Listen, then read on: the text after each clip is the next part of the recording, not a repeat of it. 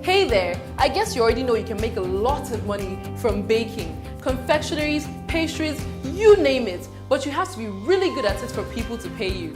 Here's how to know if you're a good baker. Do you know how to make a large variety of confectionaries? Do you enjoy baking? Do people always compliment your products every time you make something? Well, I guess this is the job for you. Here are a few suggestions on ways you could bake as a side job. You could start from little office events, family gatherings, and then scale to bridal showers, baby showers, and then move higher to weddings and birthday parties. You could also offer workshops where cake making classes are available for people who want to learn this skill. The major difficulty for every startup is finding the right client base, and this is how you do it. You share flyers at work, talking to family and friends, and posting on social media platforms. Or you can simply apply to AtYourService.NG, where we can list you as one of our verified freelancers on our platform.